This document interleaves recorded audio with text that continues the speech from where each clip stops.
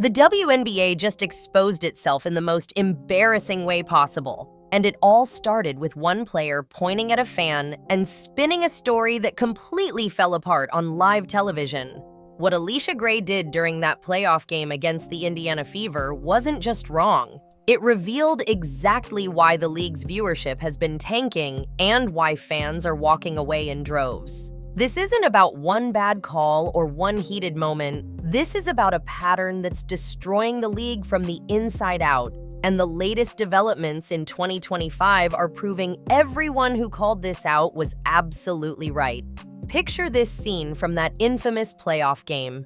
The Atlanta Dream is getting demolished on the court, down by double digits, and suddenly Alicia Gray turns to the crowd and starts pointing at Indiana Fever fans. Security rushes over, fans get escorted out, and the broadcast quickly cuts away like something serious just went down. The Dream wanted everyone to believe their player had been wronged, that these terrible fans had crossed some line. But here's where it gets interesting.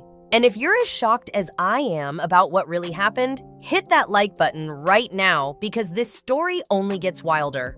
The fans who got kicked out? They were back in their seats 15 minutes later. Security literally apologized to them and wiped down their seats before letting them sit back down.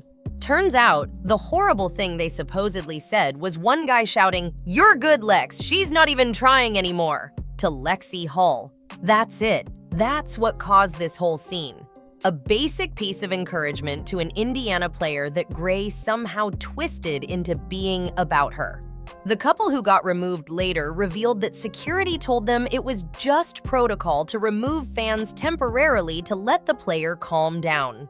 Think about that for a second. Professional athletes who can't handle someone saying they're not trying hard enough. But that wasn't the whole story, not even close. What makes this even more damning is how the narrative kept changing. First, some outlets reported it was serious harassment. Then others said it was just light heckling.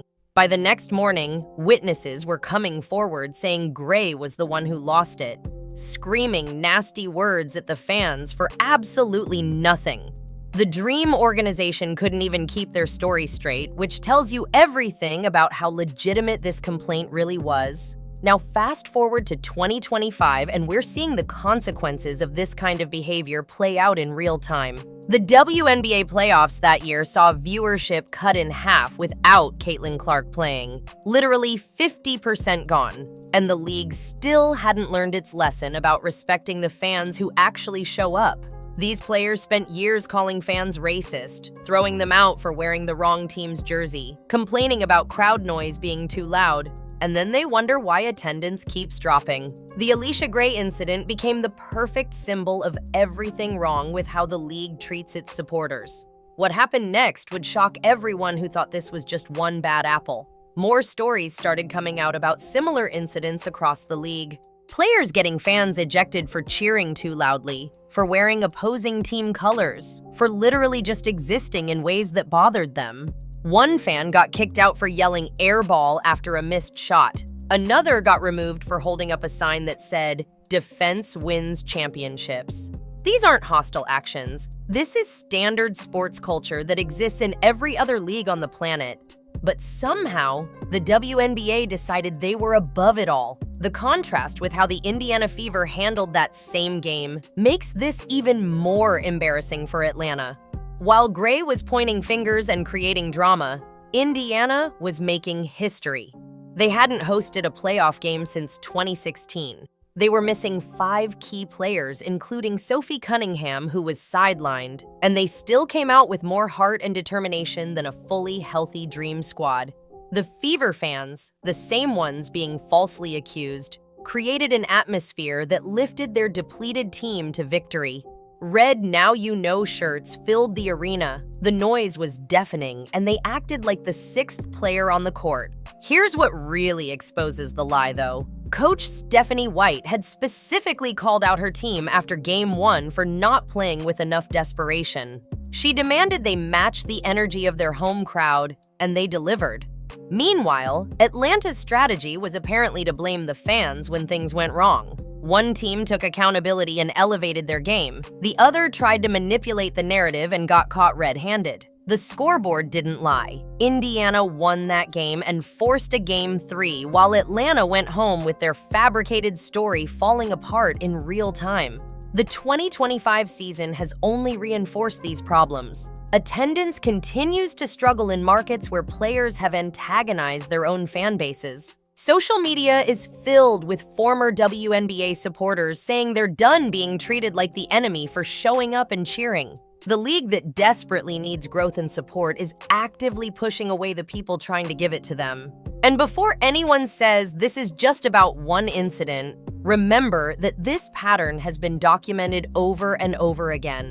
What makes the Alicia Gray situation even worse is how it was handled afterward.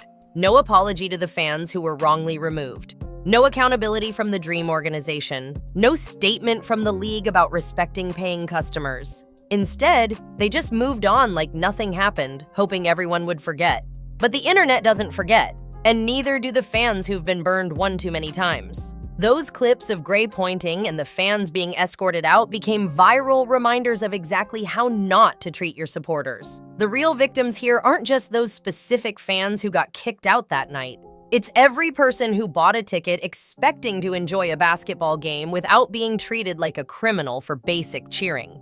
It's the young kids who watched their parents get removed from their seats for no reason. It's the league itself, which continues to shoot itself in the foot while wondering why it can't grow its audience. When you create an environment where fans feel unwelcome, guess what happens? They stop coming. Let's talk about what this means for the future of women's basketball. The 2025 season has shown some promising developments with new talent coming in and certain markets thriving, but the underlying issues remain. Players still act like fans owe them silent reverence instead of understanding that sports entertainment is a two-way street. You want packed arenas and big TV deals? Then you better be ready for the passion, noise, and yes, even the heckling that comes with it. Every other professional sport figured this out decades ago. The financial implications are staggering too. When that playoff viewership dropped by half, that wasn't just a bad rating. It was millions of dollars in lost advertising revenue. Sponsors notice when audiences disappear. Networks notice when their investment isn't paying off. And all of this traces back to a culture within the league that treats fans as problems to be managed, rather than the lifeblood of the sport. The Alicia Gray incident wasn't the cause, but it was the perfect example of the disease. What's even more frustrating is watching how differently male athletes handle similar situations. You think LeBron James hasn't heard worse from courtside hecklers? You think Patrick Mahomes hasn't dealt with hostile crowds? The difference is, they understand it's part of the game. They use it as motivation, not as an excuse to have security remove paying customers.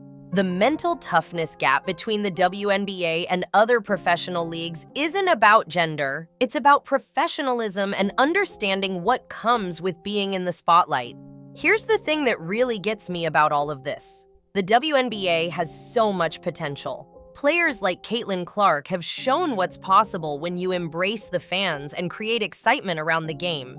The Fever that season proved you could overcome adversity and create magical moments even with a depleted roster. But instead of learning from these positive examples, too many players and organizations are stuck in this victim mentality where any criticism or crowd energy is seen as an attack. The security footage from that night, which mysteriously never got released publicly, would probably vindicate those fans completely.